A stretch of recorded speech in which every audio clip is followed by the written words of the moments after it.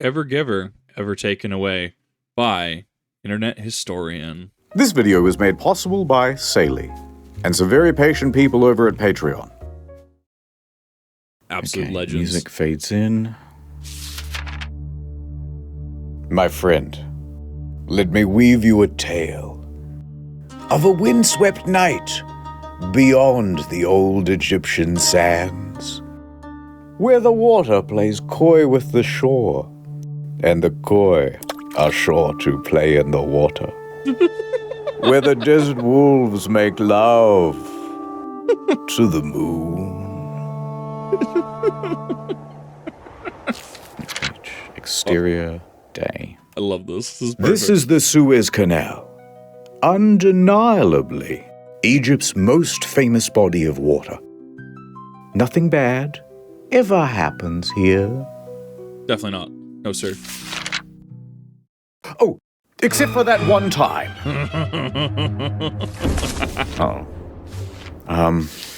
Okay, so there's a ship, and it's called the Ever Given. Okay. And it's going up the Suez Canal really, really fast, probably. And you think that, well, the Port Authority would call up, and they'd be like, Captain, you are going way too fast. but the captain, he's wicked sick cool, so he's like, They're just jealous of my passion for going fast through critical trade infrastructure. Increase speed. If you will not slow down, prepare to meet the full might of the Egyptian military. two of Egypt's fastest fighter jets scramble on the runway. But the captain kept adding power. Okay. Faster! The people of Europe need these Chinese knockoffs of European goods.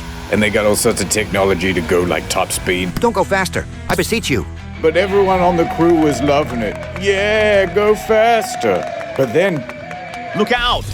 Someone left a ramp in the middle of the canal. I ain't afraid of nothing. it was at this point that the captain chose to do a wicked sick jump. Lens flare. Okay. But they overshot it. They were gonna collide with a gently sloping sandy bank. They threw on the handbrake, Drop anchor! Brace for impact! but it was too late. Collision. Literally everybody died. This makes sense. This is an over-dramatization. This Ever just makes given. sense. Ever taken away. That's how you do an intro. Yeah, that'll do. All right, see you in a year. No, it makes sense. What do you mean it's not long enough? Wikipedia, ChatGPT. Add the music. They love that. A reaction GIF? That's a good one. Surprised it wasn't an Asmongold gif. Oh, this video's too good. Dial it back a little. Just a little bit. Okay, let me start again. I'll do the phony voice too. Better. Okay, so here's what really happened. So the following is based on true events, however, most details come from secondary sources. Welcome, some sources were recorded, including video data of the ship. Almost none of that material has been made available to the public, so we took a few liberties to fill in the gaps. All characterization should be considered fictional, not reflective of the original people involved, or real people involved, and interpreted for storytelling and entertainment purposes only. Also, we play pretty fast and lose certain details in other events. Be cool and please don't bother any people involved in the Suez incident. We're just here to have a good time. I like this disclosure. I didn't have to read this. Like, most people watching this, I don't think actually read this, but this is a relevant legal disclosure, and I actually really like it. It's done in a non-invasive manner. I like it. I actually really like it.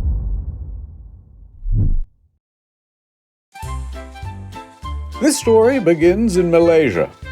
Of course, you already know, but that's this one over here. Uh-huh. And at a port named Tanjung Pelepus is the container ship known as the Ever Given. The last of the cargo is loaded onto the ship, and the captain of the ship, Krishnan Kanthaval, is there with his crew of 20. Hello!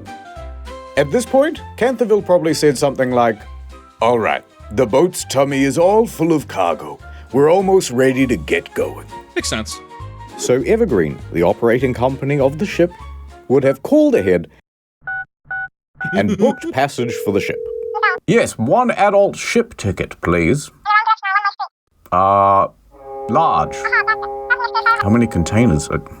Hold on. 1, 2, 3, 4, 5, 6, 7, 8, 9, 10, 11, 12. Now, this guy at the operating company is on the line to the Suez Canal Authority, and they are in charge of all of the operations of the Suez Canal. All right, thank you for choosing Suez Waterways. You are scheduled for March 23rd. You are 922nd in queue. All right, we've got a Supermax container coming through on March 23rd. Pulling up the stats now. The Ever Given, one of the largest container ships in the world. Over 400 meters long, 60 meters wide. Only 10% smaller than the world's largest aircraft carrier. Kind of wild. Able to carry over 20,000 of these shipping containers. Here's a guy and a sandwich for scale. All right, navigator, helmsman, Gene. Let's get going. Gene. We wouldn't want to hold up the other ships. With a teary goodbye, the Ever Given sets sail from Malaysia and makes course for the Netherlands. Let's go to the map. Malaysia, and you already know, but the Netherlands is over here. The route's so simple, you just go from here over to... Not necessarily. We're blocked by Africa, sir. Should we just head back? There has been one cartographer or sailor throughout history that has said that exact same thing. Sir, we're blocked by Africa. Oh no. Oh, this is great. Don't worry, I know a shortcut. Head into that inlet. It's called the Red Sea. Captain, it's blue. I know. In a bit over a week, the Ever Given It's like how the Sahara Desert is just the desert. Flawless, lovely. cruises all the way to the Red Sea. And on the way, someone on the crew points out Djibouti and says it aloud. Djibouti, because it's fun to say. It's a great time to be a cargo ship captain, I can tell you that much. Captain, we've got another problem on the sat-nav. There's more land in the way. How are we supposed to get through an obstacle like this? Should I just head back? Now, if this was... This is supposed to explain how the canal came to be, because that was a huge event in what? Oh, God. Somewhere in the 1900s. I can't actually place the approximate date on it. But yeah, like, because otherwise you have to go, you know, all along the coast of Africa, way down to the coast of South Africa, and then back up. So this was a relevant cut through. 1868, Canterville would be in big trouble. Okay. But luckily, in 1869, someone happened to dig a big channel right from one side of this isthmus to the other. Yeah. And filled it with water, they did. Which meant that ships no longer needed to circumnavigate Africa. It's nothing personal. It's a geographic thing. Late that evening, the Ever Given arrives at the Gulf of Suez, here on the map. It's a big open area for ships to park. And there are ships everywhere, sitting idle, waiting for their turn to pass through the canal. Now the helmsman is kind of driving around the area, looking for a place to park and drop anchor. But then, something captures his attention. Hey, what's that mysterious-looking ship over there? It looks abandoned. My God. M.V. Ahmad. M.V.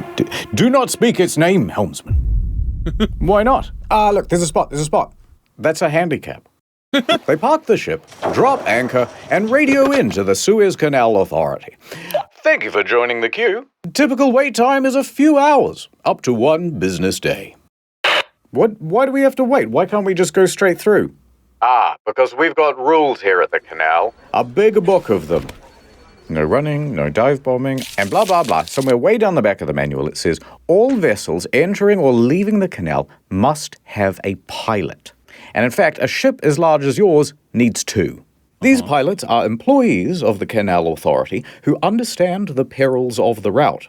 Kind of like a consultant to the captain. And they stand around going, yes, go here, turn coming up here, watch out for the geese. Watch for the geese. No, not the geese. Canada, please. Not like this. So just stand by for a while, yep? All right, nothing to do till this pilot arrives. Guess I'll take a little bit of me time. I'm off to my cabin, fellas. Don't do anything I wouldn't do. I love the. And so the just movement. after midnight, Canterville heads back to his quarters to take a nap. Flawless. Quite a cozy scene, wouldn't you say? But all is not well on the Ever Given tonight. There seems to be some trouble with the weather. My God. 2:30 a.m. Canterville wakes up. Outside is the loud rattle of shipping containers sparring with the wind. Loud enough to capture Canterville's attention. Rah-rah. He dashes up to the bridge. All right, what's the status on it being really, really windy outside? The wind is up to 35 knots, but the Ever Given is fine and the anchor is keeping us held. Fair. All right, Reasonable. that sounds like I can head back to my quarters then. Wait, Captain. I think we need to move the ship. Yeah, those guys are getting closer and closer to us. We're surrounded by ships like the Al Nasriyah. Their anchors can't withstand the wind, and they are being dragged about. We need more buffer, or there's risk of a collision. Good thinking. All right, duty engineer, prep the engines. Aye. The ship kicks to life. The helmsman steers the Ever Given to get further away from the other ships. This whole thing might be cancelled. Port control. Although this waiting area is delightful, the weather outside is very frightful. Is passage through the canal still happening?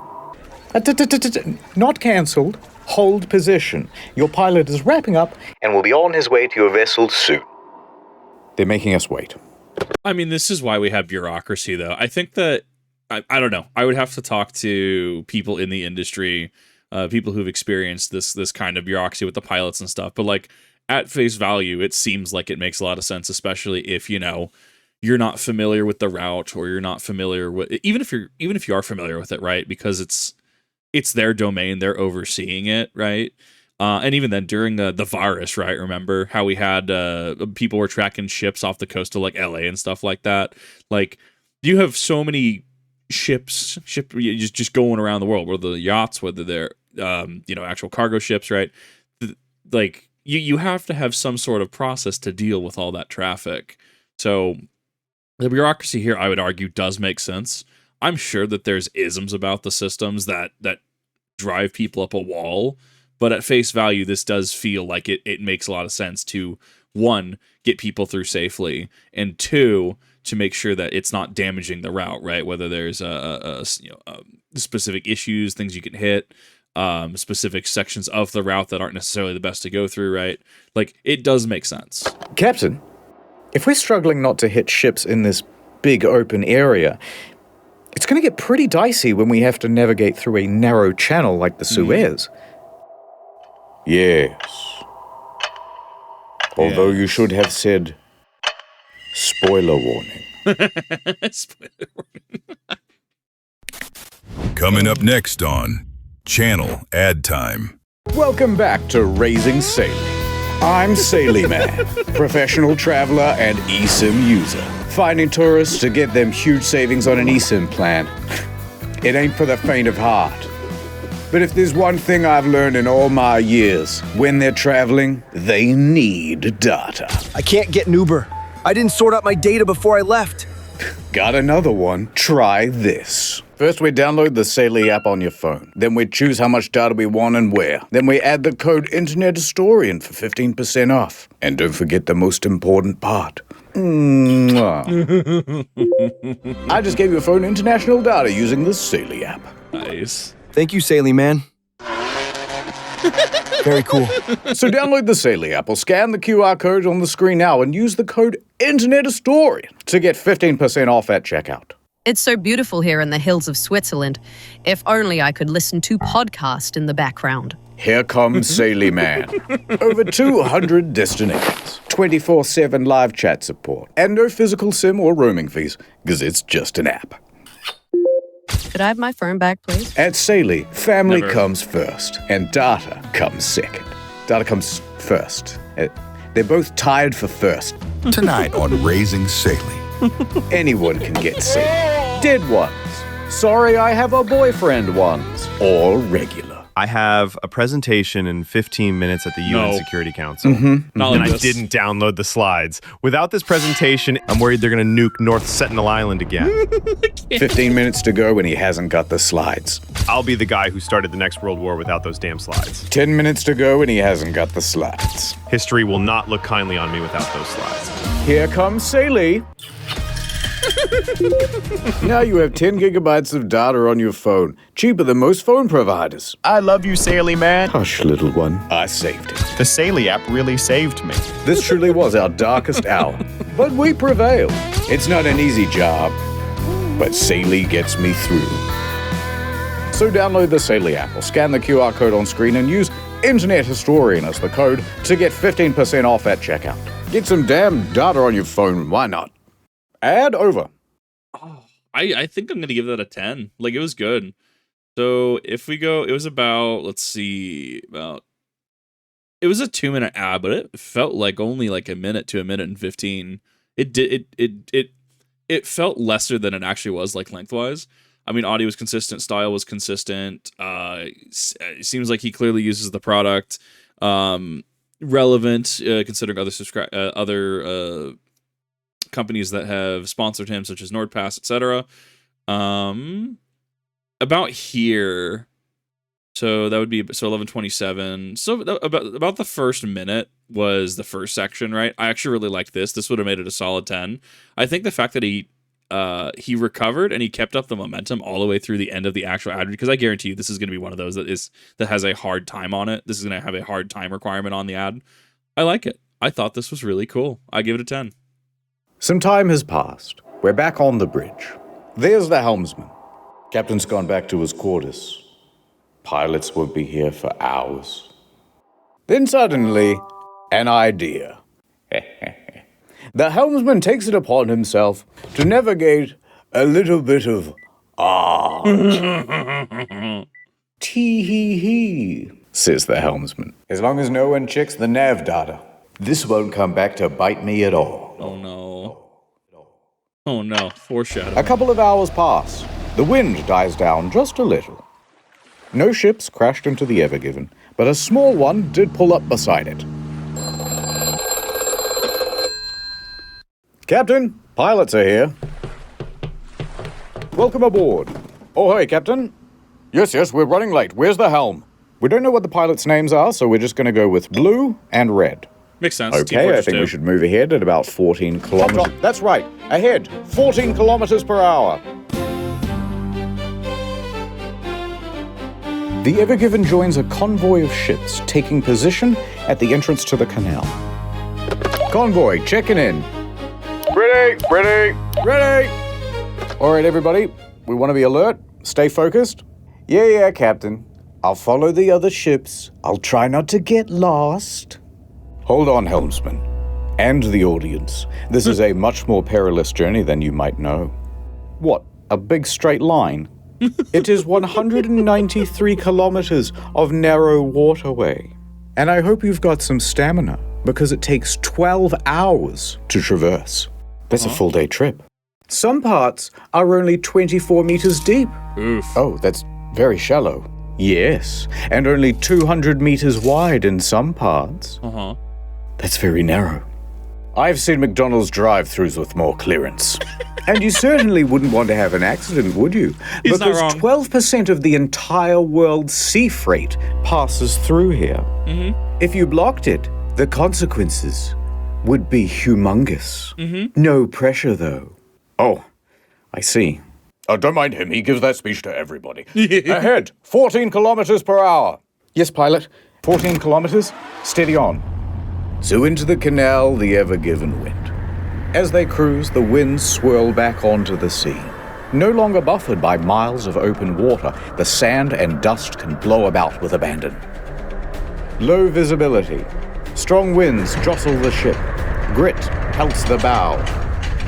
The Ever Given steams ahead at about the pace of a fast jog. And there's no real build-up here, to be honest. Things go awry almost immediately. Oh, wow. How are you coping with the wind? It's manageable. All right, well, the wind is definitely pushing us to the left-hand side. Yes, just try to keep it as centered as you can. Adjusting. These winds are quite something. Do you think we should have insisted they postpone? The pilots don't seem worried, and they know this water better than anyone.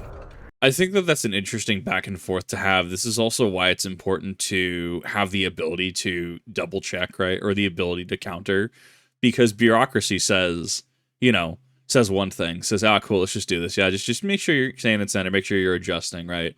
However, having the ability to interject and corroborate, hey, maybe this probably isn't a good idea. I mean, at this point, it's not like you can exactly reverse, right? You can't exactly turn around at this point in time. You're committed to going through the channel at this point in time. I also want to point out that the bureaucracy is justified because so much trade, 12% of global trade goes through this channel. At that point, you are going to you're going to magnetize bureaucracy and oversight.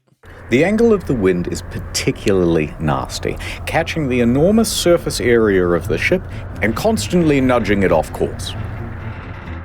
Helmsman, you're still too far to the left. You got to get back to the center.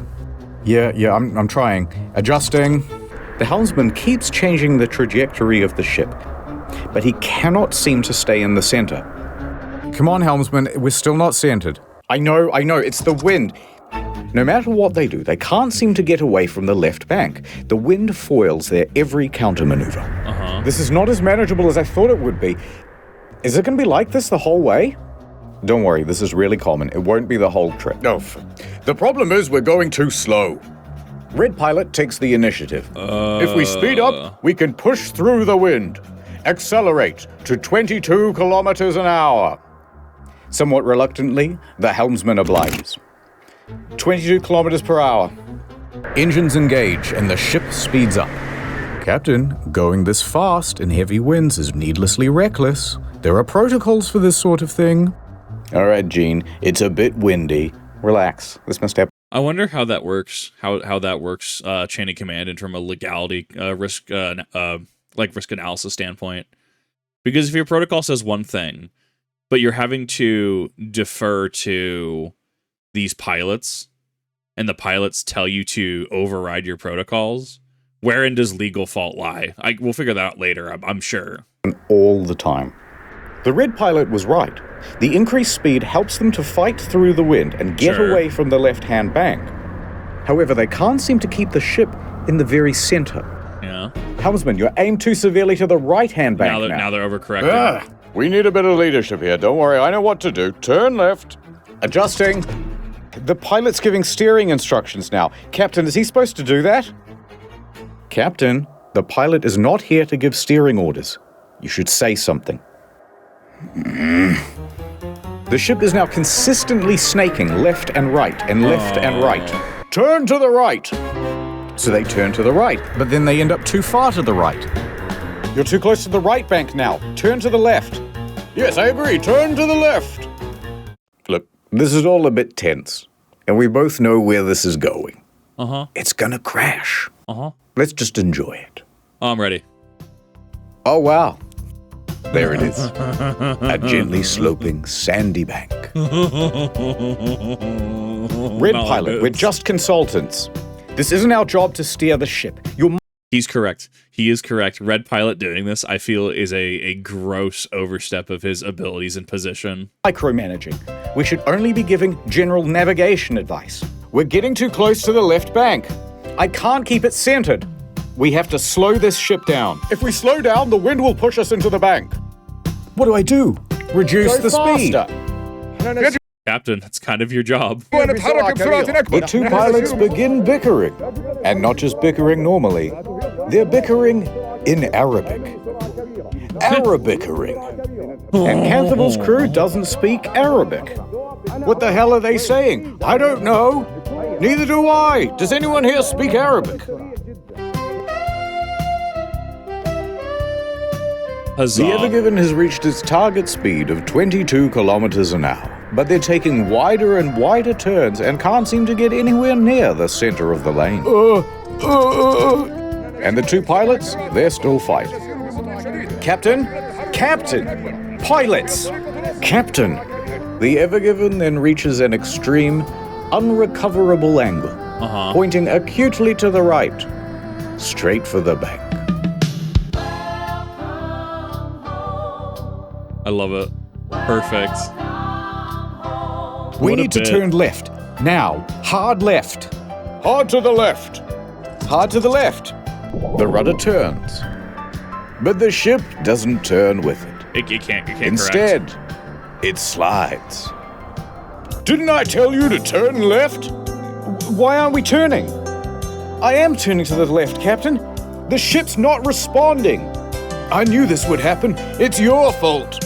The helmsman loses his ability to steer. The ship has gone out of control. Amazing. I don't know what this is a reference to, but it's hilarious. Captain.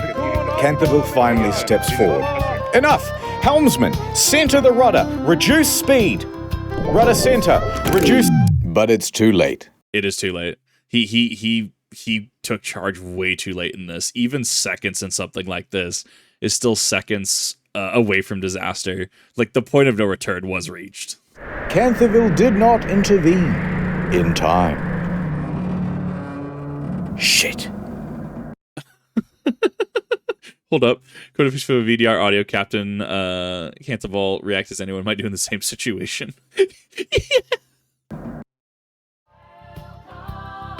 Oh no.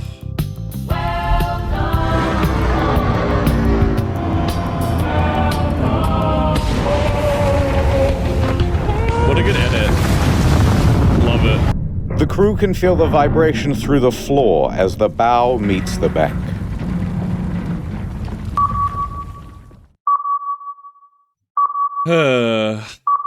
That bow.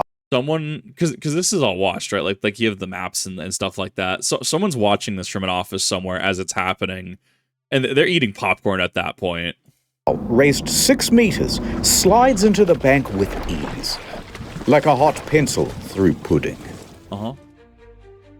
Meanwhile, the rear of the ship is pulled into the opposite bank. Yeah, it's jammed. Oh no. The bridge shakes and the crew lurches forward as 300,000 tons of momentum is reduced to 0 in the span of a couple of seconds. Uh-huh.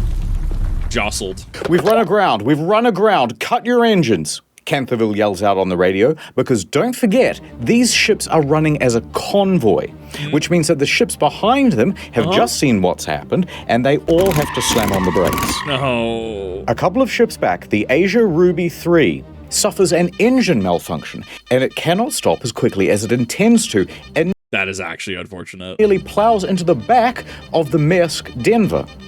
They manage to stop themselves just in time and prevent running aground as well. Okay. Pan back to the Ever Given. Let us look at it from above. It is diagonally wedged across the entire canal. Uh-huh. An unplanned bridge connecting 2 continents. A ship collision of such magnitude, there's almost nothing to compare it to. Fair enough. Maybe Hindenburg? 9/11? I'll keep Googling. No, hold off on the dramatic sound effects. There's no need to panic just yet. It's like a car tire stuck in the mud. We simply reverse. Full astern. Well, that means full backwards. How do you reverse out of this? You don't, right? Because you're clearly wedged in it. I guess maybe you do the funny cartoon parallel parking where you keep going in forward back, and you keep trying to angle yourself in the correct way. But I mean, wouldn't that also constitute potential damage to the ship? I don't know. Like, this is gonna be an interesting one for them to solve. Propellers at the back of the ship whiz to little effect, locked in place by the sand. Yeah, that too. We didn't move. Merely a run-up. Crash astern. That's the most dramatic version of full astern, ramping up to full thrust as quickly as possible. Uh-huh. Nothing. I know it's wrong. No, stop it. No sound effect just yet. We still have one more option. Start up the bow thrusters. They're the jets at the front of the ship that give a little bit of extra oomph. Crash astern, full thrusters. I don't think it's going to have enough. I think No effect, It's just sir. too edged.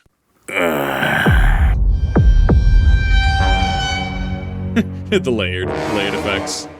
Now, we don't have the transcript from here, so we'll just presume that at the time, Canterville said something very quirky and millennial, like, So that just happened. But what we do know is that he and the pilots then jumped on the radio and got in contact with the port authority. We've got something to tell you, and you gotta promise not to get mad. Shut up. Look, listen, we're gonna need a tugboat. We are run aground. The helmsman takes a turn at being millennial. There are other ships right behind me, aren't there? And there were, as the queue of container ships piling up behind them got longer and longer. Make that 2 tugboats. You. So what happened here exactly? And who is in big, big trouble? Explainer time! There are 3 main causes to why the ship crashed. Sure. Let's start with the wind. The captain could have very easily said, guys, the wind is far too severe. Let's postpone. But he didn't. However, the blame's not all on Cantherville. The 2 pilots could have also said, let's just follow protocol. By radioing in to HQ and saying, yes, get us 2 tugboats, please. With 1 on each side at the front, they would have had far more stability and control. And they wouldn't need to erratically fight about with the wind to stay in the middle of the lane. Second cause, the speed of the ship. Now, it was the red pilot who told the helmsman, accelerate the ship to 22 kilometers per hour. But when he did that, they were already driving at the speed limit for their weight class, 14 kilometers per hour. And telling the helmsman to go beyond that meant that they are technically breaking the rules. And while I agree that some rules are made to be broken, going this fast in a very large ship in a comparatively small canal causes a whole bunch of problems to do with fluid dynamics. Big problems. Huge. 5 fun physics phenomena. No, I don't know the physics, and if I did, I wouldn't tell you. But what I will say is this. Speeding up causes something approximating oversteer. The ship becomes all slidey. I'm just going to turn a little bit to the left, but instead, you go a lot to the left. I mean, don't we see this with cars in ice? Like you can recreate this, and this has been recreated with, cars, trucks, etc. I'll just turn right a little bit, but instead you turn to the right a lot. Remember how the cheerful navigator was like, come on guys, we have to get back to the center of the lane. Well, they can't, because every time they try to direct back to the center, the speed and the oversteer means they overshoot it. One more effect of going very fast. I will sneeze. Wait for it. Oh, I feel that. And then it just robs you. Take a look at this animation side on. Water pressure effects cause the ship to tilt. At this speed, the front is raised 6 meters higher than usual, which means when they collide with the bank, combined with the high velocity, they really wedge themselves in. But we can't just blame everything on the physicists, because there's a third main cause. Poor communication. Yeah. English is the official language of pretty much every port. However, the pilots start arguing with each other in Arabic, which is not just unprofessional, but excludes all of the rest of the crew from what's being discussed. And all of these competing voices make for chaos on the bridge. But the blame is not all on the co-pilots either. No. The captain is always in charge. He has the ultimate authority. Decisions start and end with him. So the captain should have intervened and said something like, shut up, everybody. But he doesn't. He stands there quite passively throughout. By the time he does step in, it's too late. Now that everything's been laid out, who would you say is at fault for the crash of the Ever Given? I mean, it's a number of factors. Like the person steering, people just working on the bridge. I feel that they're just, well, accomplice is the wrong word, right? But like they're just kind of there. They're following orders. Yes, they do have ability in some capacity to challenge, I'm sure. But if it's being dismissed, like the co-pilots, I totally get it. Especially when, having known people who like English isn't their first language, like they speak it fluently, obviously. But like if they're going to have certain conversations or discussions to have it more fluently, they'll like discuss it in like Spanish or Japanese or something, right? Like I totally get like when you need to have a discussion and you can't quite English. I totally get like, defaulting to other language. Too much time was spent in the dark because of arguing in other language. So that cost time. The captain, I don't know if he's just annoyed with the whole pilot situation. I don't, because he seems oddly passive, especially if, literal fine print says that, he does technically have ultimate authority. So I wonder, I mean, there's definitely emails, there's definitely meetings, and definitely things that happened following this. Like, this is a huge incident. The helmsman, blue pilot, the red pilot, Canthaville. I'll tell you. Society, that's who. My God. You and me. And I think you should apologize. That makes sense. Yeah, that's the logical conclusion here.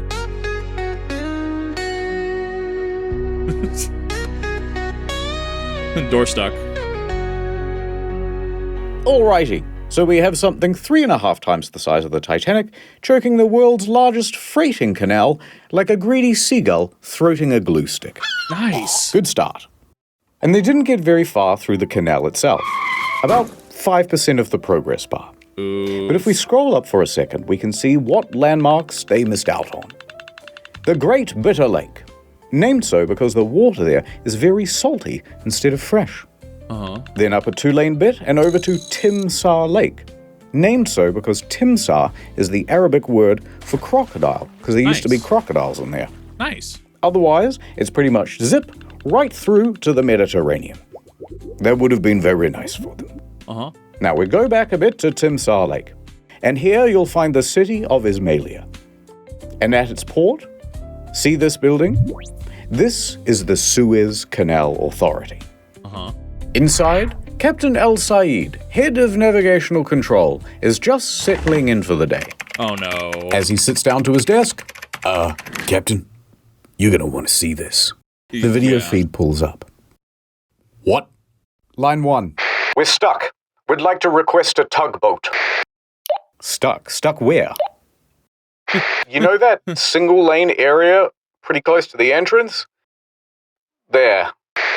Does this mean that they're going to have issues finding this, and or it's going to take time to get from the lake near control because so much is going wrong. Now, had this happened in one of the 2-lane sections, they could have kept the traffic flowing. Right. But alas. This is single. What? So you're blocking all the traffic? Mr. El Said, we already promised we wouldn't get mad. Fine. I gotta see how bad it is in person. El Said snatches his keys off his desk, and he races down to his car, rushing to the scene. That man is frustrated. He gets out and casts his eyes upon the ship. My God. Towering over him is a structure the width and breadth of the world's largest Walmart, except it is also 15 stories tall. Wild. The bow, raised 6 meters higher than normal, is jammed into one side, like an unwitting finger in a Chinese finger trap that somebody filled with Gorilla Glue in its prom tomorrow. And the ass of the ship firmly squatting aground on the other side. And the middle of the ship making bended metal groans as it's barely suspended by only a few meters of water. Oof. El Said lets the sand run through his fingers. At this point, another important person arrives on the scene. Admiral Rabi. He is the Suez Canal Authority chairman, the big boss of the whole canal. I feel like once you get these people involved, especially getting out of the office, where I'm assuming they're needed, right? Captain Al Sayed is needed to be on premises. Like, I feel when he's in, we're getting the Admiral involved. This is serious. Here's the rough structure of the organization. He's all the way up here, right? Oh, no. So high up that he reports directly to the Pharaoh of Egypt himself. Oh. Yep, that's one blocked canal. No, Mr. President, he didn't say blocked. Shut up. He said that canal rocked. He's giving it a 5-star review. Come on, follow me to the bridge. Now, Al Said and Rabi board the ship, And it's a hell of a scene. The crew is racing around. Oh god, they're gonna check the nav data. They're gonna see the dick pic. Oh god. Canterville's standing back taking a panicked phone call with the operating company. Okay, so 2 pilots walk into a ship, and the first one says, and the 2 pilots from before are still arguing? bickering. Bro, how? How are you still arguing? What is happening? After their account of the accident, El Sayed, the 2 SCA pilots who've been given the Everbridge prepared to disembark. They did so. They continue to bicker according to the lost evidence of speed, where they say, bro, are they still bickering? Alright, you 2 are dismissed. Canterville. Oh god, this is the end of my career. This is gonna cost $1 billion. Al Sayed puts his hand on Canterville's shoulder. Do not worry, my friend. We shall solve this. Okay. Come on, Captain. What's the status? Well, the ship isn't floating. Yeah. No, what I mean is the situation is worse than you think. It's the way we're pitched up on the shore. The weight distribution is all wrong. We're like a raised bridge, but we don't have any of the support underneath. Oh no. The middle of the ship could bend under its own weight and tear. So it could sink? Yeah.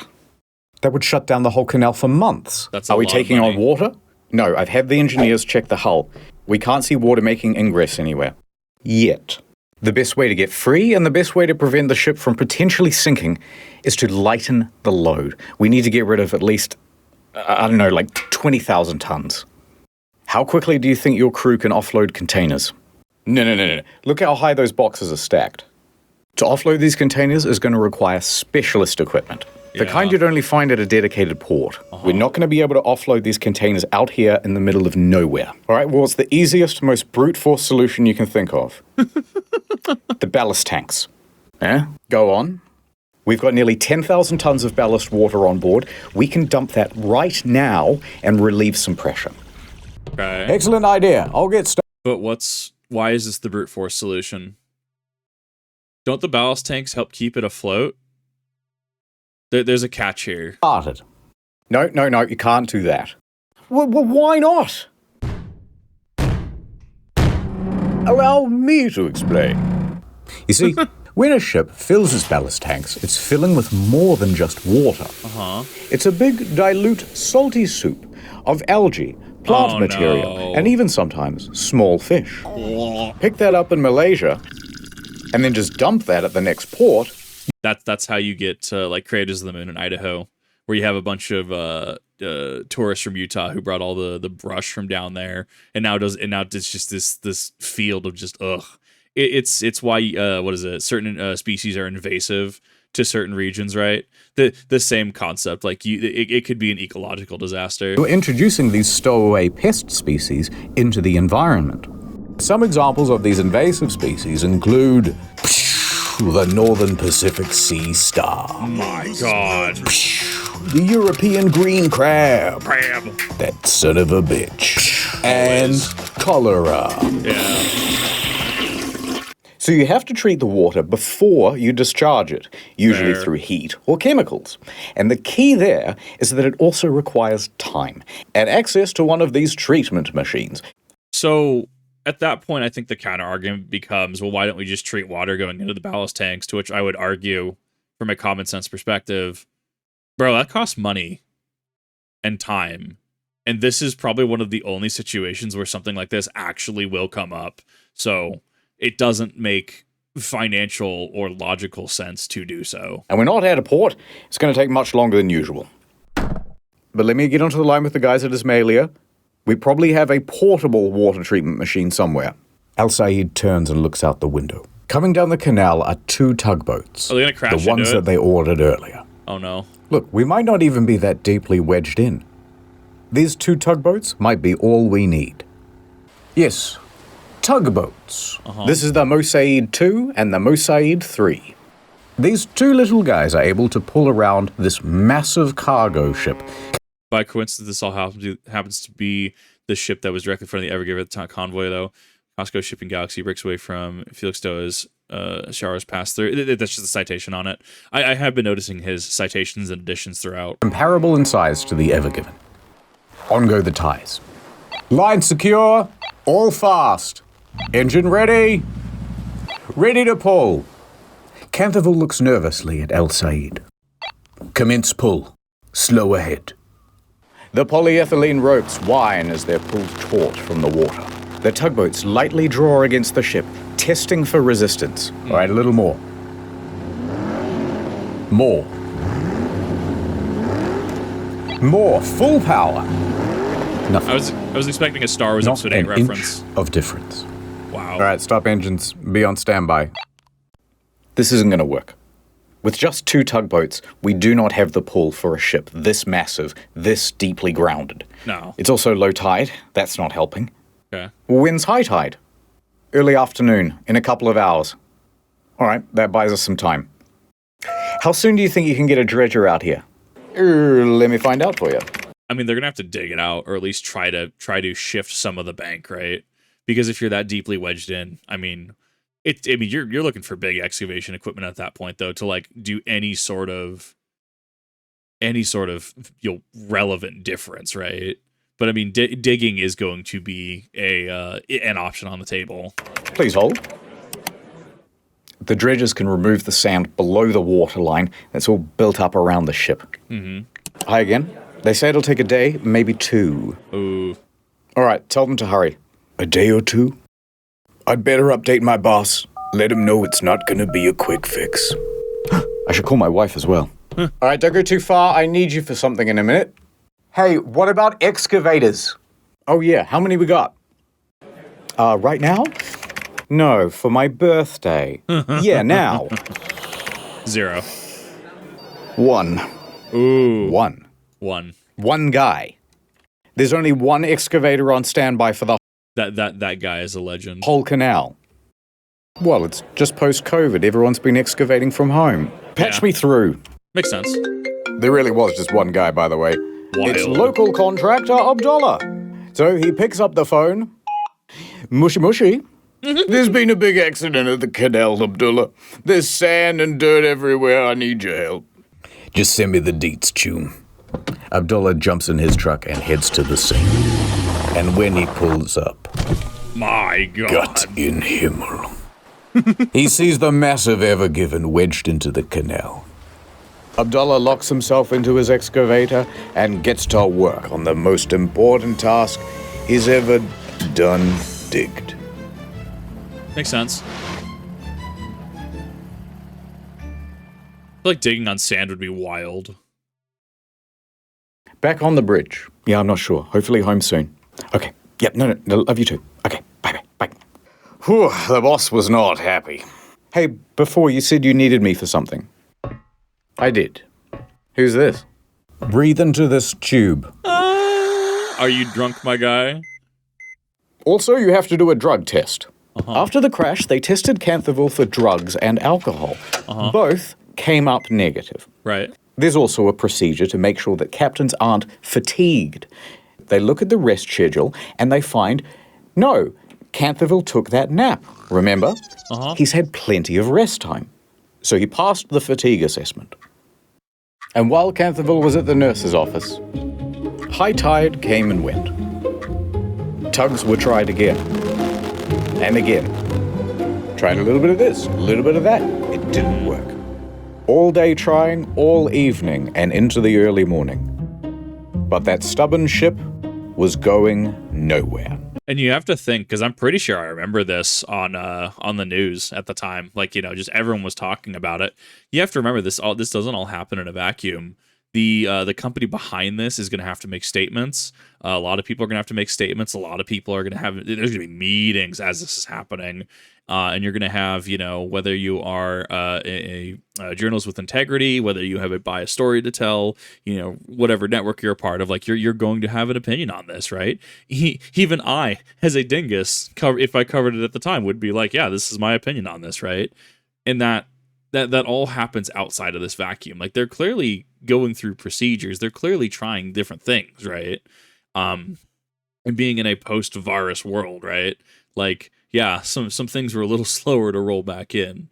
So we have to remember that this is focusing on the actual incident, but this is in a vacuum because, you know, like money is actively being lost. Products not being delivered. Products having to sit on the ship. Products probably spoiling on the ship. And if not this ship, other ships behind them in the convoy, other ships sitting waiting to actually go through the channel, right? Like there's a lot that goes on behind the scenes to something like this.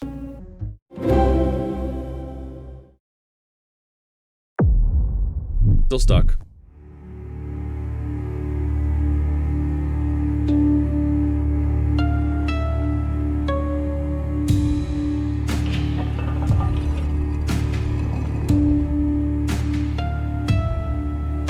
Of course, the moon. I mean, the moon does affect tides. Day 2. There's quite a queue of ships by this point, and they're all honking their horns impatiently. Hey, move your ass! I got Frozens in the back. Go around! Go around! Oh, wait. No one knows quite what's happening because the Suez Canal Authority has not made a formal statement. Ooh. But their hand is about to be forced when an impatient sailor behind the Ever Given takes a photograph and publishes it online. So this is actually a common thing I'm noticing. So remember when the whole Mr. Beast situation happened and you had like a bunch of people reporting on it, a bunch of people making hit pieces, and Mr. Beast got with a celebrity lawyer from that law firm in Australia? You know what he didn't do? He didn't make a statement. You know how many people have talked about it? Very, very few people. So this is actually a strategy that people can use, because sometimes making a statement can be damning. Sometimes making a statement can fuel fires, but in the right circumstances, especially if you're dealing with a high profile, celebrity status, big company, big corporation status, right? Like sometimes not making a statement and letting it die down and to kind of let the public forget about it, because internet outrage is about 2 weeks. We've talked about this plenty of times, right? Like this is a strategy. Even then, if you want to argue this isn't, legal nefariousness, right? You could argue that it is an active situation and they want to make sure that they have all the pieces together. They want to make sure to solve this situation as quickly as possible before saying anything. So I think there's a couple different routes you could take a lack of statement with. And this starts a bit of a buzz on social media. A little bit.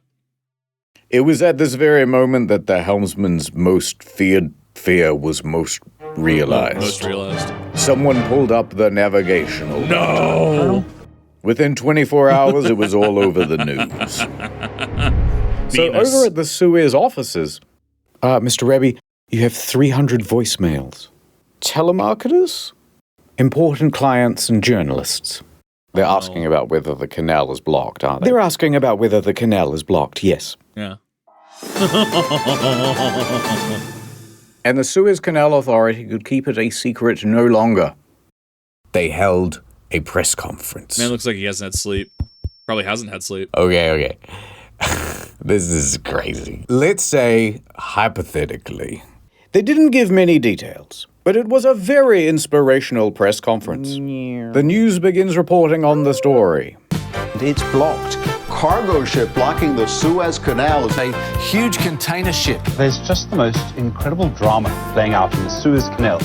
What did the Daily Mail say about this? I hear the Daily Mail is a wild piece of news. Of container ship longer than the Eiffel Tower. It's one of the world's most important shipping lanes. And breaking news from the Nana Star News Channel. Very cool lady. I'm Nana.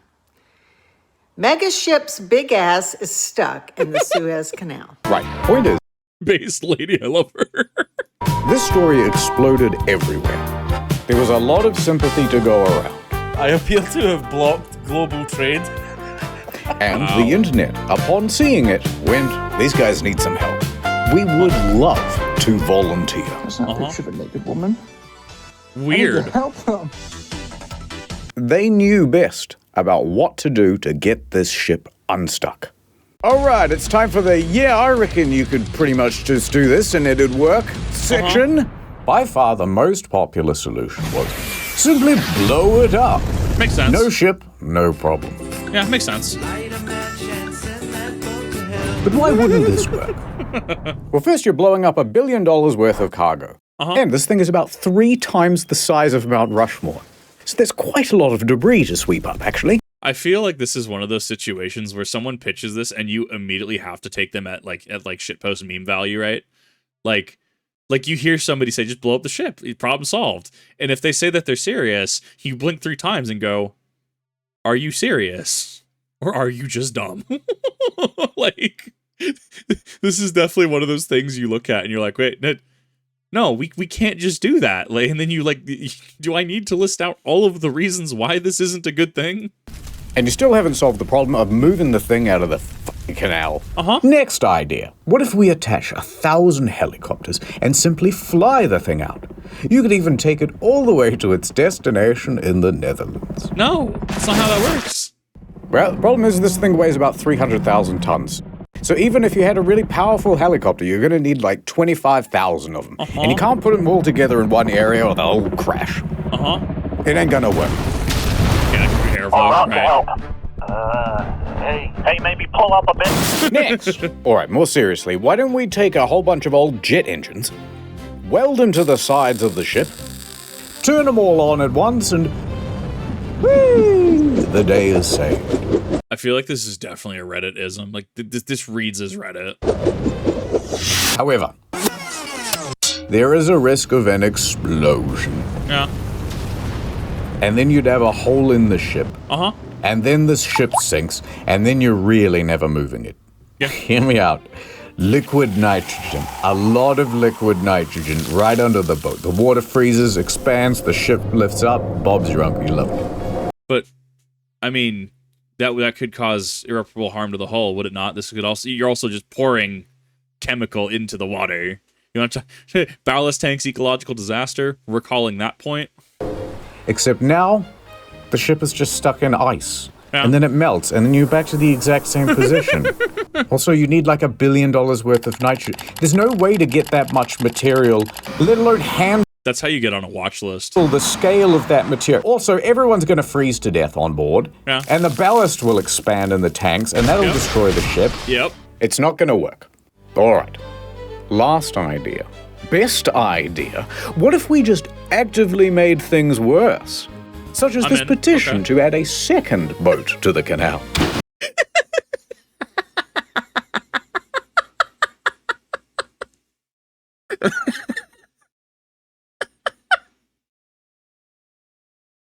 Oh my god, that's why I love the internet. No, that's perfect. Nah, send it. This is the best idea I've heard yet. Jokes aside, one humble comment did stand out from the crowd. Get a few people on this side, a few people on that side, push it, and I really think it would go. Makes sense. Well, maybe. Because that's exactly what the recovery team intended to do. That's just physics. Yeah. Ahoy! Ah, good to see you back from the nurse. I told them I didn't do any drugs, but they wouldn't take my word for it. I would have believed you. Just give me the walkie-talkie. All right, full ahead with the excavators. 3 more excavators join Abdullah, and they are all busily digging out the front and rear of the ship. It's still going too slow. What else we got? More rescue stuff. So here comes Rabbi pulling up to the scene. Good news, fellas. And he's standing atop a very powerful bit of kit. A big, beautiful dredger. To be specific, BBD. A cutter suction dredge. Essentially, you've got a big rotating cutting tool that loosens up all the soil, while a big suction pipe sends it yonder. Dude, this is so cool. Like, you never hear about this technology. This is why I love hearing about people in industries and what they do, because they'll tell you, yeah, this is what a dredger does, right? And I feel like it's like a common sense thing. It's something you could look up, right? But it's like, when was the last time you heard this in like general conversation, like just going out, right? This is actually like the favorite part about what I do as a job. Like, don't get me wrong, metrics kind of suck sometimes, right? Like, you know, doing the whole public figure thing can kind of have its detriments. But this is actually unironically my favorite part, is hearing about things like this.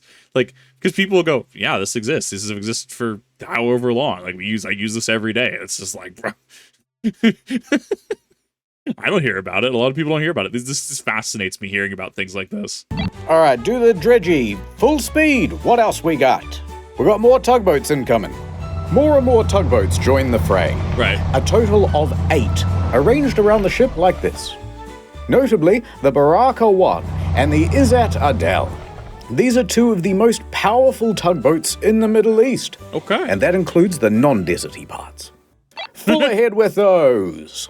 They keep trying. A cacophony of engines playing the highest stakes game of tug-of-war ever attempted. Tens of millions of dollars being lost every hour until it was won. And their opponent? Unbothered, moisturized, taking up the whole lane. Awful. Unbudgeable. All right, we're calling it for now. Oh, El Said, we've thrown everything we can at the ship, and it won't concede an inch. It's hopeless, hopeless. The cynicism of youth. I've worked for many years on the Suez. There's magic in the water, Canterville. Magic. We will succeed. Your words are empty, El Said. Optimism has blinded you, El Said. We cannot defeat the canal. It is simply too powerful. If I were the guys at Case and Kaisha, I'd just forget about the Ever Given and buy a new ship. Well, we can't afford a new ship. The owners of the Ever Given, Shoei Kaisen Kaisha Limited, are getting very worried. I need that ship back, and I can't just leave it to the Suez Canal Authority to do it. There's only one team daring and foolhardy enough to take on a job like this. The Americans? Kaisen calls up an elite salvaging company from the Netherlands. Oh, never mind. Smith Okay. Salvage. We need your help. I got your number from you know who. Smith is the industry's best. They have response centers all over the globe, 24/7, ready to respond to marine emergencies. Okay. And funnily enough, they're the same team that helped with the rescue of the Costa Concordia back in 2012. Okay. Suit up, boys. They put the ocean in Ocean's 11, the tide in Tide Pod. And sometimes they pee in the water. Why not? The fish do it. We're en route to the canal. ETA in the next 24 hours. I love that disclosure. Smith Salvage probably doesn't operate in a shadowy underwater facility, so they buy their time waiting for the next big caper. They also promise that if this last job they're out. Wild. ETA in the next 24 hours.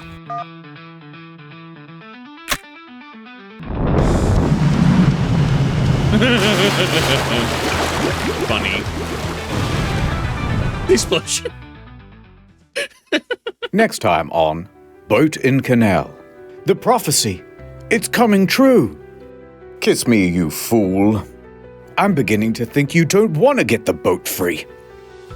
Well, is it the Yanny wire or the Laurel wire? Laurel. I couldn't hear you. You're breaking up. There's only one way this was ever gonna go. What a way to end an episode. It's now day 3. There's more digging, more tugging, but the ship is still exactly where they left it. And the slow pace of progress is starting to cause problems for international trade. Each delayed ship represents thousands of tons of undelivered stock for store shelves. And that queue is getting longer and longer. Oh yeah, this is the map. People were looking at this map during the virus and watching ships off the coast of California. I don't know what this map is called. So this also presents the issue with modern globalization, where the world is so interconnected and the world relies on really each other for so many different things. That's why we have, certain countries in certain areas will manufacture certain things, then an impact there will impact that industry, and then they'll impact other industries by proxy because, the first industry is this is a very interesting modern globalization problem, right? Where in ye olde days, when the world wasn't as interconnected, and you're having to produce your own goods, or maybe you have a country or, whoever right next door, you can kind of trade with each other. But like something like this really didn't happen prior to what? 1600? I don't know. So someone would have to look at even then the Silk Road is what? Mostly land, right? We're talking old Silk Road, not the internet Silk Road. So I think it's just interesting to look at this through a modern globalization lens, but I could also be making a false equivalence because this could also just be an accident and not really a commentary on globalization. I just think it's interesting. On board, an estimated $9.6 billion worth of goods is sitting idle. The milk! It will spoil! And the big question is, how long until this thing is fixed? To answer this burning question, the Suez Canal Authority holds another press conference and declares, Guys, another day, maybe two, might even be this afternoon. But the media and industry experts disagree. The truth of the matter is that they're not making much ground. I mean, this is proving to be more difficult than originally expected. Could be closed for weeks. Could take weeks. Could be stuck for weeks. Weeks. That's how long it could take to free the container ship currently blocking the Suez Canal. So that means all of these ship operators here, waiting in the queue, have a very difficult choice to make. So basically, I've just got two options. One, I can wait around hoping the ship gets unstuck, which nobody knows how long that's going to be. Or option two, we go all the way around Africa. And I really don't want to do that, and it's not just a geographic thing. Isn't the... Because I know this is South America, so not the same continent, right? It was same area of the world, latitude-wise, right? The Cape of South Africa, in between that and Antarctica, is very rough waters in terms of what I understand. So would Africa, the Horn of Africa, down in South Africa, between that and the Atlantic, wouldn't that also pose a challenge? I'm assuming because they're geographically kind of the same south-ish area, right?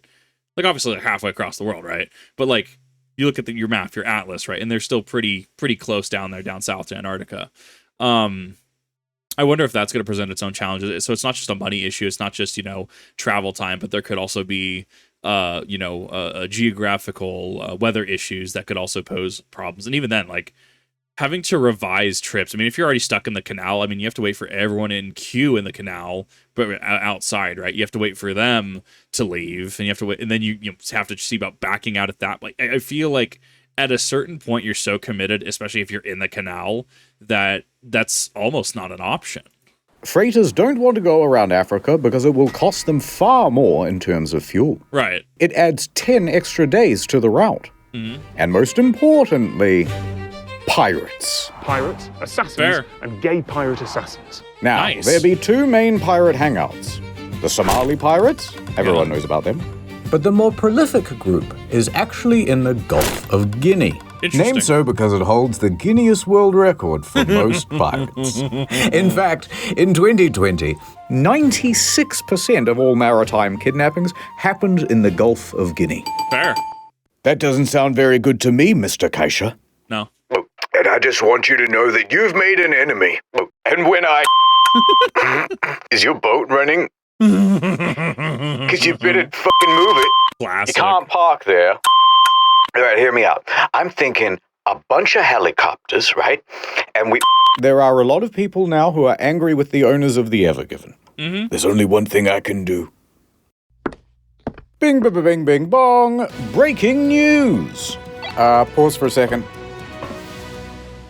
Shoei Kaisen Kaisha is big sorry. The owners of the Ever Given feel such enormous pressure that they go live on television to make a public apology. We are determined to keep on working hard to resolve the situation as soon as possible. Please do not be mad. In a few years, we'll all have a big laugh about it. Yours sincerely, Mr. Kaisha. Oh God, that's the boss of my boss's boss. I'm in so much trouble. Yeah, you are. Can't do anything about it. All we can do is keep trying to free the ship. So they keep going. And going. Into the night. I mean, like, at least progress is being made, like, in a vacuum, right? And on that night, like, things are happening. Canterville and El Said had a heart-to-heart. The mood was very somber. Still feeling optimistic, El Said? Of course. Well, it's day 3. How much progress have you seen so far? They're gonna blow us up, aren't they? It's possible. They're gonna freeze us, aren't they? Yeah. That seems less likely. This is why we don't let Reddit decide things. They might just attach a whole bunch of jet engines and we're gonna get fucked up. That one got debunked. Sorry, I don't mean to take it out on you. It's just, all these guys, they rely on me. The navigator, the helmsman, Gene, Gee. And the other ones we never animated. But I'm thinking maybe I should just get on a lifeboat right now and never look back. So this is actually interesting to think about. So this entire ship at the beginning, he said like 20 people crewed this? 20 people for a ship that massive. That is insane. I could go live on an island somewhere. Far, far away from here. Run away?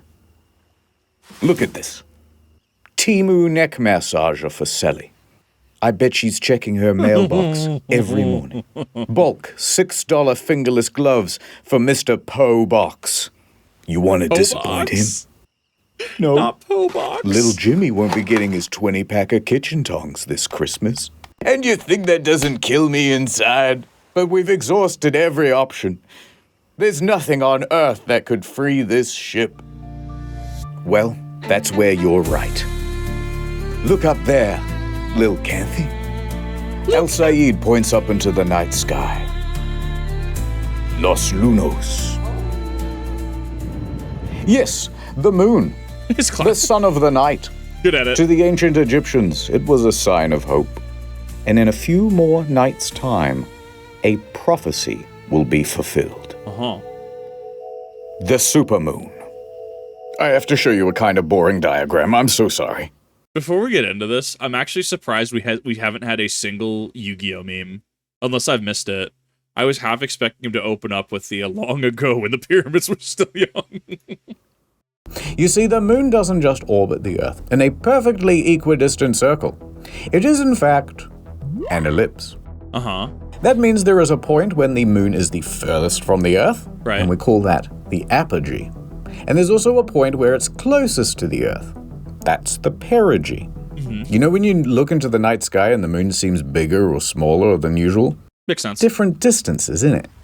Point is, the moon gravities all over the water. And the closer it is, the more it's going to pull. Right. Now, there's another effect as well.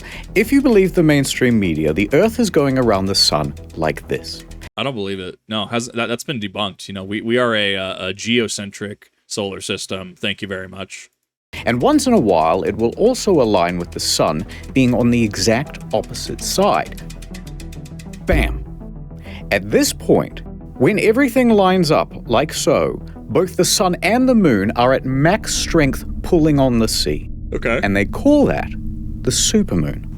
And the tidal effects of both combine for an even greater pull. High tide can be even higher than usual, sometimes by up to 1.5 feet. Now, these sorts of moons only happen 3 or 4 times a year. Right. But in 4 days, Big K, we're going to get one. Doesn't that come with the understanding, though, that the high tides could get higher, but the low tides could get lower? I'm probably thinking ahead. Previously on Boat in Canal. Don't let go! Ha ha ha, my plans have all fallen into place. I thought I knew what being a captain meant. What do you mean, cut the black and blue wire? There's only white and gold! We've got one chance left. The moon. This is just like that Costa Concordia video he did, but way less funny. It's way less funny. Over at the Ever Given, things are status quo. But online, there's a bit of a new development. A screenshot of a news article appears. Cargo ship crashes into Suez Canal. Captain involved in incident. Oh. But there's a twist. In what incident? Uh-oh. Is that a woman? What? A woman. What's happening? Egypt's first female sea captain, Marwa El-Sahar, was being named in this headline as responsible for crashing the Ever Given. And the screenshot of this news headline spread all across social media. For Marwa to have screwed up this badly is impressive. Especially considering she's never worked on the Ever Given and is currently hundreds of miles away in Alexandria. Right. But someone online went, first female captain? Grody? Suez blockage? She must have did it. and this is the power of misinformation. Like, disinformation is, the way I understand it, is a little like in more good faith, right? Like, disinformation would be like, oh yeah, no, the Suez Canal was dug in like the 1900s early on, which that was complete that wasn't correct, right? Clearly it was the late 1800s, which I totally messed up, right? That would be disinformation that ends up getting like resolved later. At least that's how I understand it. I'm sure I'm potentially have the definition wrong. If I have the definition wrong, feel free to clarify in the comments section, because, you know, hence why we're talking misinformation. Like, this is malicious. This is not only malicious, but it aims to push a narrative, right? Like, this is why misinformation and disinformation are powerful, because you can move people on completely just incorrect information or outright lies. And then, you know, and she's also going to she's getting a lot of flack. That's not fair, especially when she has nothing to do with the situation, but there's still going to be people out there that go, oh, it's just the mainstream, you know, they're lying, they're covering it up, you know, she's part of that, you know, well, she only got her qualifications because of her gender. It's like, bro, what are you talking about? She wasn't even part of the situation. These people exist. Marwa found out about the accusations through a friend and quickly hopped online. I gotta clear my name. Guys, it isn't me. But the online bad guys must have hacked her account, because everything she wrote just came out in squiggles. So Marwa tried to hack back. This code, it's nothing I've ever seen before. They're countering my hack. I'm gonna reroute the hosting. Not if I can help it. They ran through the firewall. Use IP4. It's better. Now, while we can all agree that a lady captain is very gross and icky, and while we all agree that she should be doing a lady job, like adding rosemary oil to the ballast water, or knitting hand warmers for the steering wheel, it was not fair that she was being falsely accused. And the situation was escalating as the online bad guys started making fake accounts pretending to be her. What was Marwa, etc. to do against such a coordinated campaign? Well, luckily, a surprise hero to the story. The mainstream media showed up and did a thing. Don't worry. Bringing her onto the telly and clearing everything up. See, here's the thing, right? Like, if somebody does something, it is okay to hold them accountable. You can't just fabricate a story and try to just, like, effectively witch hunt somebody. That's not...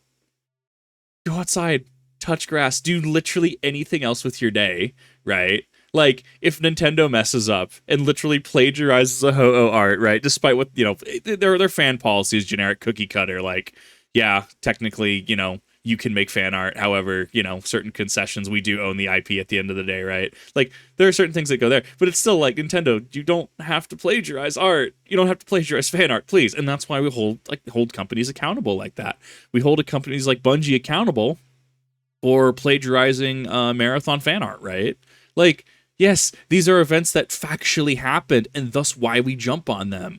You can't fabricate, you know, well, Nintendo does X or Bungie does Y and do the same thing. You are, in fact, the jerk here. That's not how that works. Marwa even found some positive in the situation. I was really upset at the beginning, but later on I found like the support from all people around me, and that made me feel like more grateful for what happened. A lot of the social media posts got taken down. Good. And in the end, it all turned out okay. At least, for her. For her, yeah. Back to the Evergiven.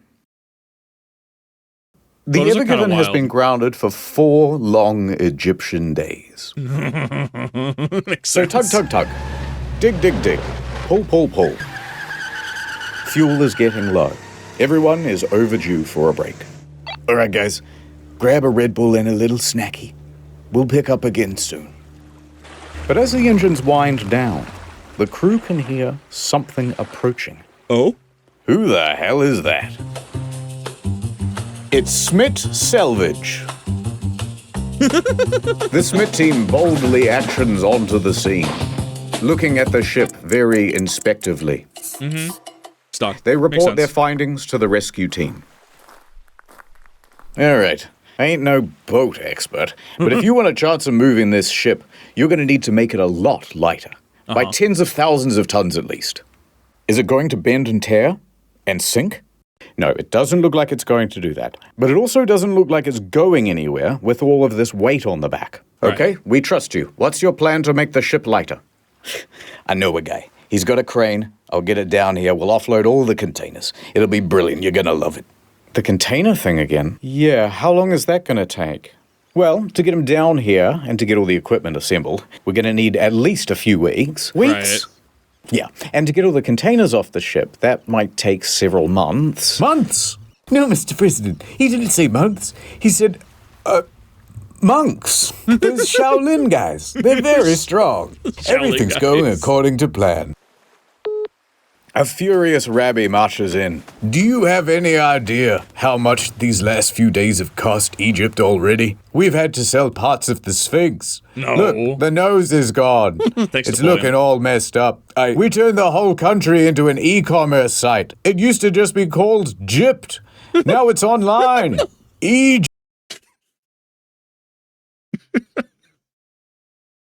That shouldn't have been as funny as that was. Egypt. Remember Tutankhamun? Now it's Tutankhamun. Get it? It's a pun. Get it? Let's move on, says the Smith guy standing in for the audience. Makes sense. Look, this is by far the best option. Yeah, it's slow and laborious, but it's a guaranteed fix. Or you can carry on doing what you're doing now. You're on what, day 4? How's progress so far? Al-Sayed wouldn't hear it. We will continue with the dredging and the tugging. The supermoon will be here soon, and that will save us. You are foolish, Al-Sayed. The legend of the supermoon is just a legend. All right, we're on the same team here. If you insist on keeping the cargo aboard and just tugging, we've got resources to help. Smith, trying to read this because it's actually relevant. Smith seemed to have insisted that the offloading cargo is the better plan. They disagreed. Wanted to prioritize tugging during the supermoons. It seems making moves, get the machinery on C and plan B in case it didn't work, but they were on board with plan A, the super idea as well. Which, I mean, yeah, at that point, look, cool, do what you're doing, right?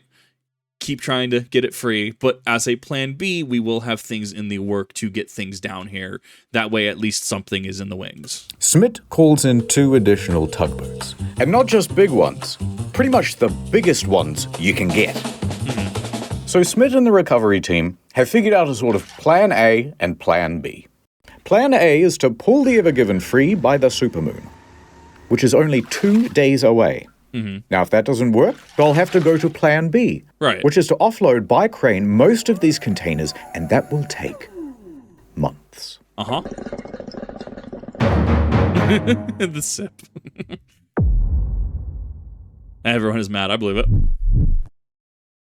Watching on impatiently, tapping their feet and looking at their watches very aggressively, is now a queue of 400 vessels waiting to use the canal. Fresh fruit, thousands of tons, losing its freshness. Medicine, losing its potency. After this, there is no turning back. You take the blue pill. You take the red. Not to mention livestock. More than a dozen ships have live animals on board. Yeah. Mostly sheep and cattle, lightly sizzling under an Egyptian sun. The Egyptian government has had to dispatch vets to board these ships to tend to the animals' welfare. Look, as somebody who's been to dairy farms, because, you know, Idaho, that was literal school field trip status, dairy farms reek. That would smell awful. I am a surgeon! A few days ago, when I was a younger man, freight from Asia only cost $8,000 a container. Now it's $12,000. And the impact is being felt by a lot of larger companies. Renault, for example, ran out of some critical components and had to halt assembly at a couple of its plants. So what was the other video we reacted to? Something about company. It was one of the Fat Electricians videos. It was the Texas store. I can't remember. Begins with a D. I don't remember their name right offhand. But how they went with vertical integration to deal with like the processing, right, and of certain things, right. Like, this is why vertical integration would come into play if you are a large enough company. But like, sometimes vertical integration isn't necessarily going to be the answer, or the cost benefit analysis isn't quite there when you can literally just buy from another company that does the thing. But then this becomes the risk because you're not vertically integrated, because now you're relying on other companies shipping you things, and the shipping is completely bogged down. Oh, yeah, things all feeding into each other. Adidas, Nike, IKEA all saw shortages. Some of our clients are out of their top-selling SKUs already. And as tankers queue, oil prices are rising. Let my people go! Through the little waterway, please. And meanwhile, all across the day, the tugs are trying again and again. Move a little more sand, wait for the next high tide, try again. And as this marches on with the same futility as day one, banking on the supermoon looks like a costlier and costlier gamble. All right, enough of this. Said about 100 ships opting instead to go the long route around Africa, accepting the longer traffic time and piratey risk. I wonder if there was actually cases of piracy that ended up coming from this. I wonder if there was actually assets, product lost because of it, because of this decision.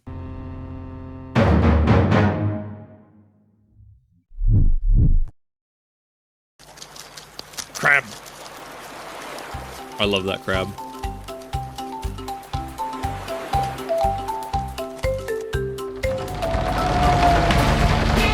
The supermoon. It's tonight. There's a renewed energy as people scuttle around the area, doing everything they can to prep the ship for the big event. The excavator crew, over the course of the week, has expanded to a team of 11. Working double, sometimes triple shifts with only 3 hours a day for sleep. Together with the two dredgers, they have moved 30,000 cubic meters of sand and soil. Wild. For comparison, this is 1 cubic meter. And this is 30,000 cubic meters. And here is what it looks like next to the Ever Given. That's a lot of sand. That is a lot of sand. Subway sandwich for scale. Makes sense. And it's borne some results. Overnight, they managed to free the rudder from the left bank. Hey, that's a big deal, because this rudder was acting as a bit of an anchor in the sand. Now free, the stern bobs around with the motion of the water. Great stuff. Meanwhile, the crew is doing everything it can to lighten the weight of the ship. That includes making a second plea for the ballast water to be ejected. Oh, please, the Smith guy's already tinkled in there. We just can't do it. It would destroy the ecosystem of Egypt. Please, please, please, please, please, please, please, please, please, please, please, please, please, please, please, please, please, please, please. All right. Biodiversity. Let 1,000 algae bloom. Nice work. That'll make the ship 9,000 tons lighter, Kenthy. The water's so bright, I can barely see it coming out of the ship. Here, take these. No. I don't deserve them. Sunglasses are for people who redeem themselves. That's not me. Hold on to them, just in case. Into the evening, the pace keeps up. We see Abdullah excavating away. But really, he's thinking about the moon. Rabbi, he's busy taking video calls. But he finds himself distracted with thoughts of the moon. Even Mr. Kaisha. Is there anything in this world that doesn't remind me of her? Always Sailor Moon. More breaking news from the Suez Canal problem. Evergiver is stuck in the Suez Canal still. It's been almost a week. A tugboat should be able to move Evergiver's big ass. This is Nana Star, Nana Star's news channel. I love her. She's great. Boat's got the big dumpy. The full moon shone brightly that night, kissing the nape of the canal's neck with its gravity lips. Full tongue. The canal liked it. And spoiling the romance of the moment is a big fleet of tugboats, watching on voyeuristically. They are 17 in total, with just a bit over 1,600 tons of bollard pull. Wow. And here's how they're arranged around the Ever Given. Mm-hmm. Of the four most powerful tugs, 2 go at the front and 2 go at the back. Sure. They'll be pulling. Another 6 tugs are put on the flanks. 2 over here, 4 over here. They'll be pushing. The remaining tugs are fueled and ready on the sidelines, waiting for their chance to sub in. Positioned like this, when the word is given, all these ships are going to try and turn the Ever Given anti-clockwise. Right. Looks great, guys! Do you think that this is gonna... I believe in the supermoon. This had better work. The guy with the ruler down by the shoreline yells out, "The tide has hit its peak!" El Sayed commands over the radio. Start main engines. Tension on.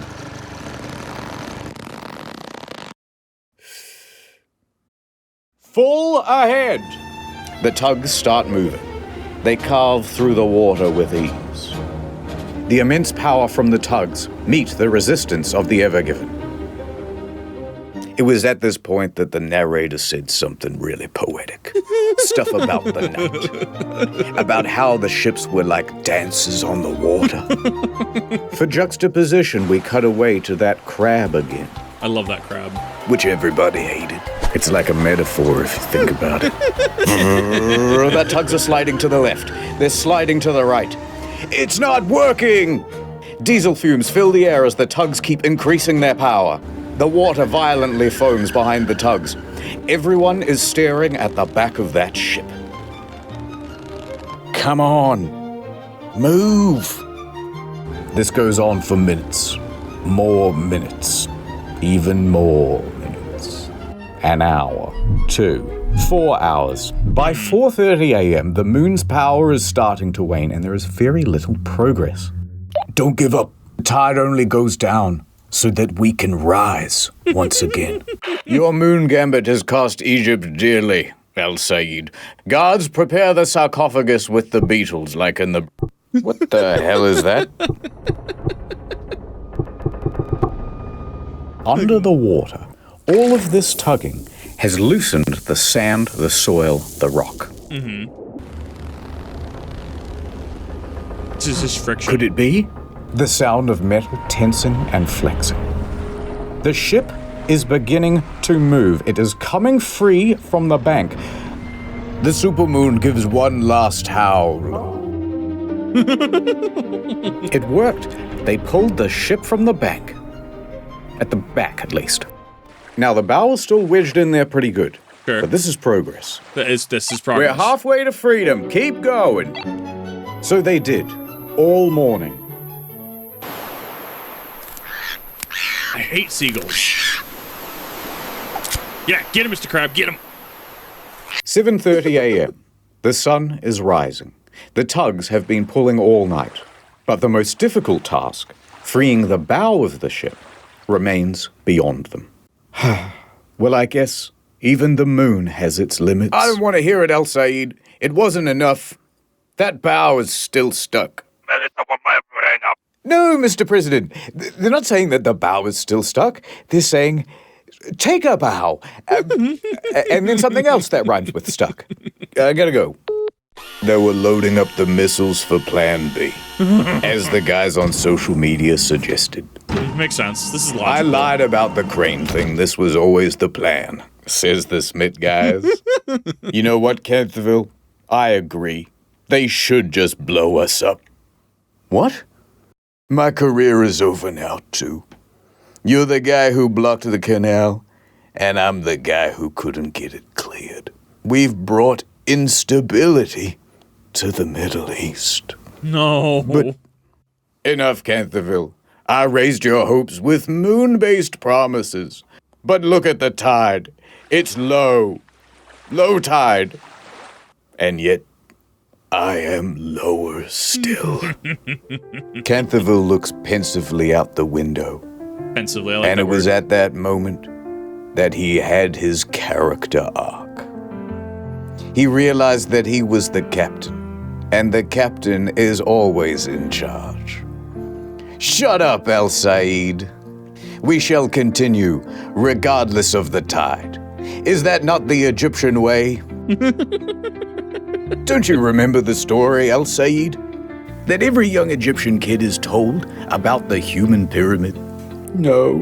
Where there's one guy at the bottom who gives up and we all fall down? Never heard this. It ain't a triangle if you don't try. We need to be strong. Together. Like a pyramid. It's what Giza would have wanted. You're right, damn it. Thank you, Canterville. That's the most inspirational speech I've ever heard in my life. I'll never lose my faith again. And even though you're kind of the worst captain I've ever seen, you're still the best friend. Oh, this is peak. This is one of his best videos I've seen. Oh, it's so good. Fish. I love this Krabs character arc. I love him. So they pressed on all morning, enthusiastically and vigorously tugging away, beating off the fatigue. Makes sense. But to no progress.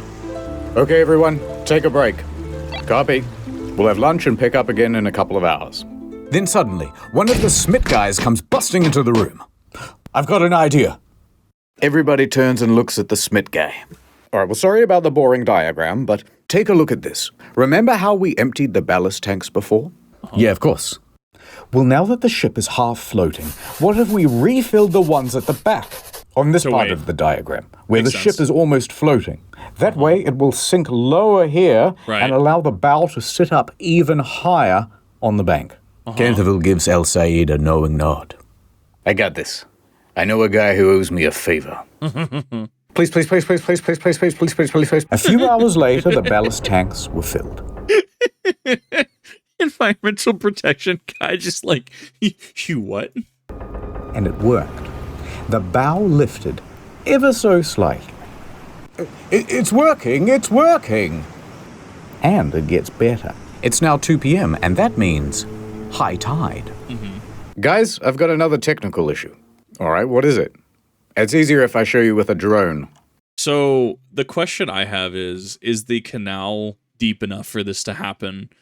Because remember, we're super close to the bottom as is. Like it is a very shallow canal. Hold on, let me try again. All right, you can see the ship is lodged at the front. Subway sandwich. The guys are pulling, but it ain't budging. However, a lot of force is building up here. Yeah. And what if it were to break free? The sudden release could propel the ship straight across the water with a hell of a lot of momentum. Yeah. It could span the entire canal and land on the opposite bank, only to run aground again. I love this. Makes me just want a Subway sandwich. Like, don't let anyone tell you influencing and YouTubing doesn't work. Because I don't go to Subway just because, I don't know, $5 foot long. They don't have it anymore, right? This is making me want Subway. Worse still, it could pin these small tugs in its wake. Dangerous. To solve this problem, they did a bit of a safety briefing, and they got some rope. 4 ropes, actually, tying the bow of the ship to somewhere on the land. Okay. Well, he said they got ropes, and I was like, wait a minute. Where are we going with this? This could go really dark really quick. No, I will not elaborate. The lines look great, guys. With the contingency in place, the tugs start up again. Okay. And about an hour later, at 3:05 p.m., movement. The bow began to shift. Okay, that's definitely moving. This is it. It's working. The ship made a big noise as it accelerated from the bank. And at first, excitement and relief. The bow was coming free. But uh-oh. Remember that concern about the overswing? Overcorrecting. Well, it's happening. Okay, the only source we found for this part of the story was Bloomberg, but they said that it happened and we wanted to build it. So this recreation is how we imagine it went.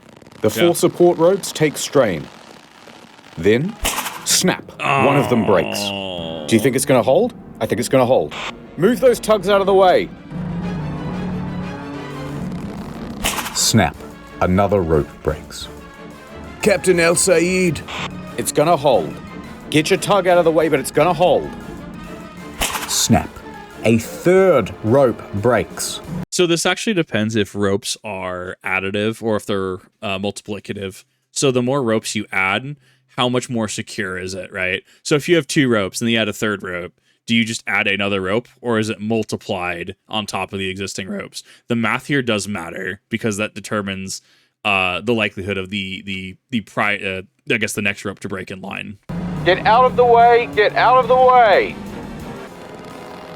A single strand is the only thing holding this ship from swinging all the way to the other bank and being stuck forever. Without even realizing, Canterville grabs Al Said's hand and squeezes it tight. It's gonna hold. You're a madman, Canterville. Mad passionate about this canal, and I ain't afraid of nothing. He said very cold-backedly. The engines shut off. All that could be heard is the squeak of tightening rope and the scream of torsioning metal. Sacre bleu, said Abdullah. But it is slowing down. Wow, it that's comes single to rope. a halt. The final rope held. They really did it. Wild. And the Ever Given rested easy in the middle of the canal. Al Said turns to Canterville. Power up the engines. Let's get your ship moving again. I'm on it, says Canterville. All of the tugboats start honking their horns in celebration.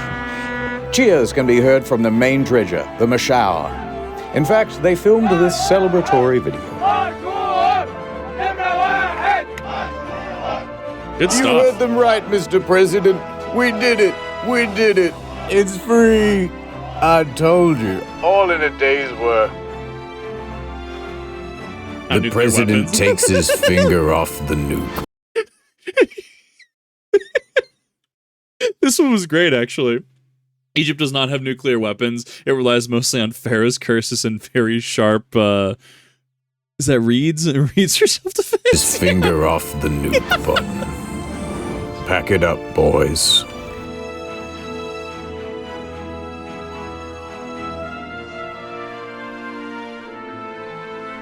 I can't believe it. All that digging really must have made a difference.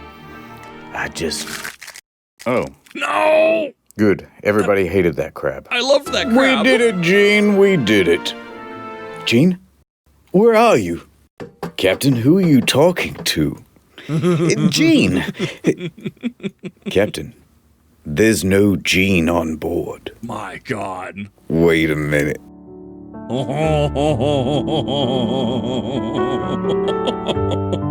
No, it's impossible. Gene, wait! Amazing. Thank you. I'll always remember you, Canterville. And so the canal was clear once again, and chop chop. You still got work to do. Yeah. By 8 p.m., the workday had not finished for the Suez Canal Authority. There's still a backlog of 400 ships waiting to go through the canal. So Rabbi stands in front of microphones and says, "The canal will be operating around the clock until the queue is cleared." Oh. And within a few days, it returned to normal. Yeah. It was a big accomplishment. Many industry experts thought it would take several months to free the Ever Given. But the crisis was resolved within a mere week. Wild. Prepare the sarcophagus for the doubters. Even Egypt's president came out and said, "Good job, everybody. You know what? Pizza lunch." Pizza lunch. And the Suez Canal Authority held a ceremony in honor of the workers who helped to free the ship. And they also made this monument, which you can see on Google Maps. That's so cool. I love that. Free with an asterisk. Oh no. Conditions apply. But the story doesn't end here. A quick note on the helmsman's penis. Now you, me, and everyone in the press saw that VDR data. Fragwürdigen Penismanöver genutzt. But despite how realistic and to scale it was not deliberate. Yes, sheer coincidence. If you watch the VDR data, he really is just dodging the ships, and that's the shape that the path took. So he didn't get in any trouble. I love this. The end. Oh, all right, I suppose one more smaller detail. Now that the Ever Given is free, what's going to happen to it? And what's going to happen to the crew? Well, the Ever Given was tugged over to Great Bitter Lake, where they determined that the ship was seaworthy and not in any urgent need of repair. But it's also going to be impounded. Ooh. Oh no. International incident. Like, police boats outside. Why? What did you do? This ship and its crew is now subject to the indefinite detention by the authority of the Egyptian government. Indefinite detention. Ooh, their parent company's gonna have an issue with that. Until you pay us, the Ever Given may not leave, says the Suez Canal Authority. Yes, we will be holding on to the Ever Given. It's our view that there was no wrongdoing on the part of the Suez Canal Authority or its two pilots, and it was all the crew of the Ever Given, so their ship will be held until the parent company agrees to rightfully pay us for all of the costs incurred. But what's the meme? Due to our own independent audit, we have found that we ourselves are not held liable.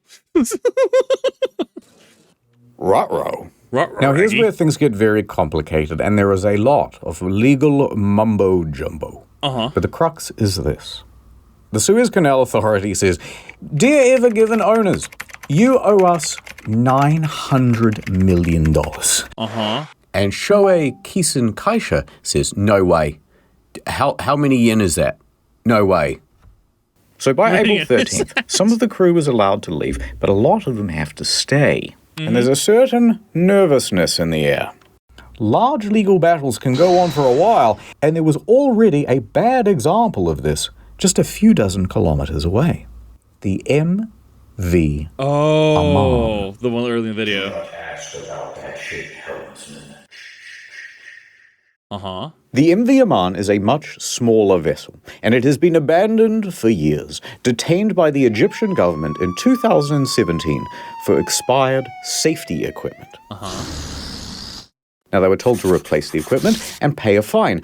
However, there was no one to replace the safety equipment or to pay the fine because the shipping company went broke.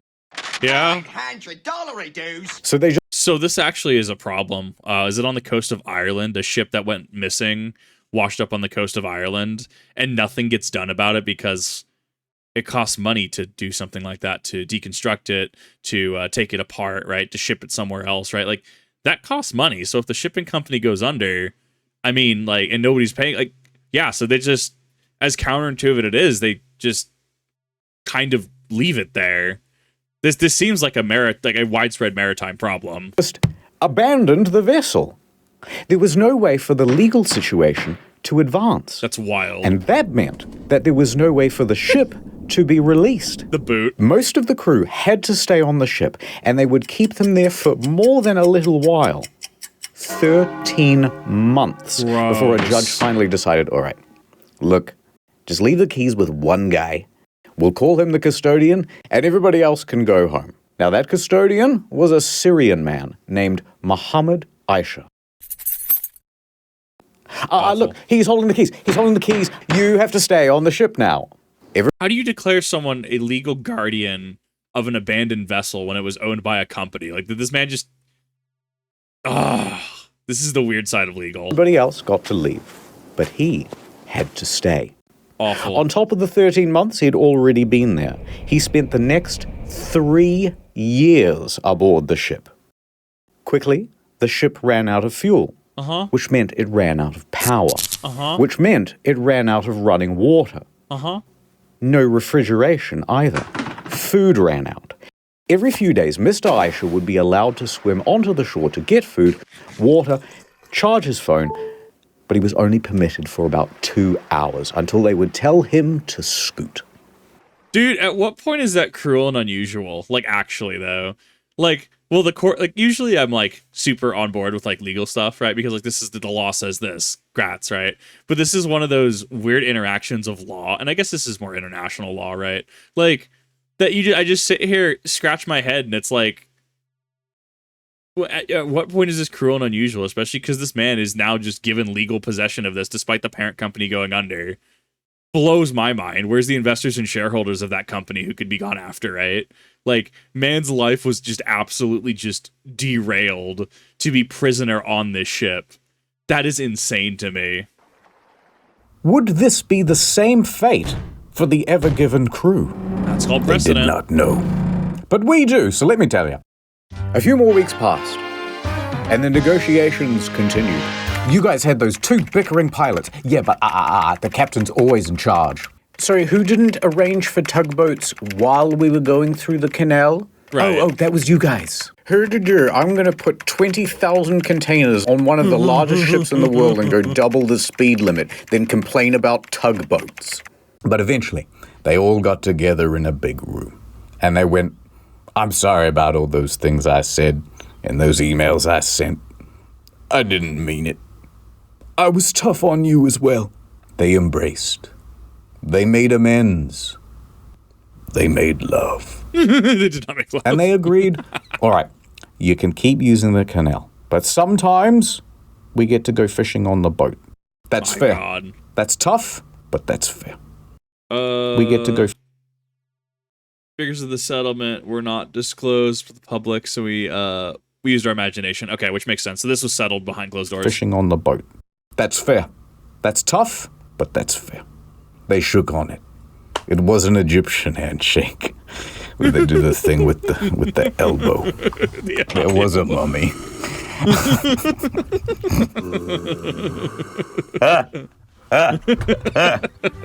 This story sucks. Oh, By September, the crew was allowed to return home.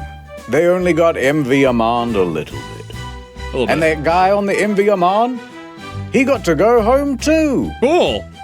Why not? Get out of here, you scamp. The Ever Given made its delivery to Rotterdam. They did it! All the cargo is here! Although, it wouldn't hurt to check. 1, 2, 3, 4, 5, 6, 7, 8, 9, 10, 11. Canterville continued his career in shipping.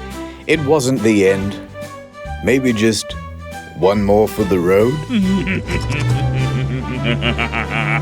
It's a great time to be a cargo ship captain. I can tell you that much. Al Said returned the Lunexicon back to the Sphinx.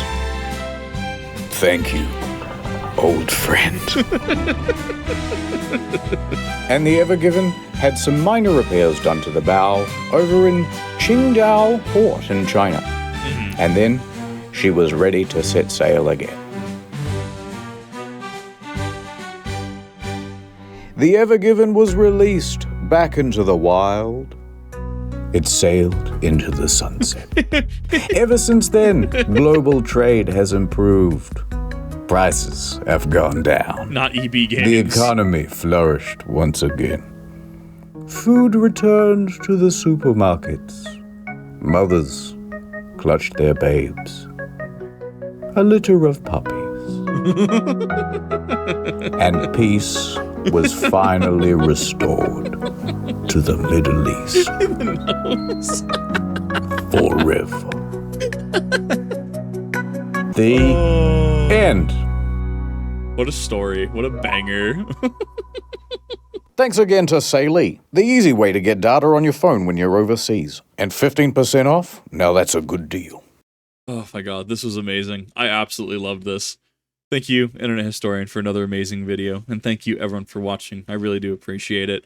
I know people have been wanting me to do story mode, and I definitely want to cover Resident Evil 5, his story mode on that, because in one of his last video, he was talking about, why do people react to these and not story mode? Don't worry, it's been on my list, but these do take a while to crank out, and generally longer videos don't do super well. I'm more than happy to react to them, but it's got to be I have to pace them, if that makes sense. But this was awesome. I loved this. I thought there was a good amount of comedy that was brought into this, and I thought that this was just honestly really cool. So thank you everyone for watching. I really do appreciate it, and I will see you all in the next one.